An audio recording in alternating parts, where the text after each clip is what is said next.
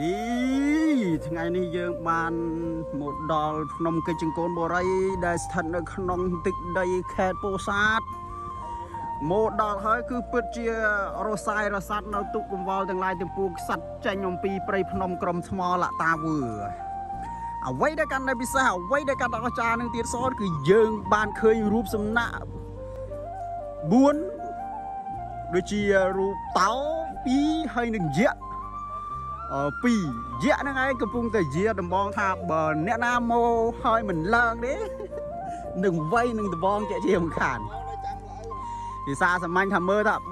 ឡើងឬមិនឡើងគឺឡើងបើមិនឡើងទេយក្សនឹងចាប់ដើមធ្វើការជាមិនខាននេះគឺអត្ថន័យយើងអាចមើលឃើញបែបនេះអូយដូចជាពិសេសមែនទេឥឡូវនេះយើងកំពុងតែធ្វើដំណើរឡើងជាបន្តបន្ទាប់ហើយគឺពិតជាស្រស់ស្រាយនេះហាក់រតីមែនទេនេះ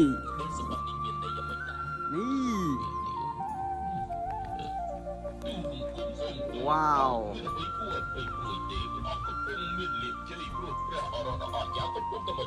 ឡើងឬមិនឡើង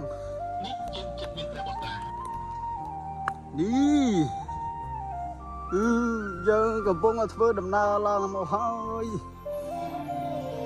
ជាស្រស់ស្អាតមែនទេសក្តានុពល623ថ្ងៃ15កើតខែពិសា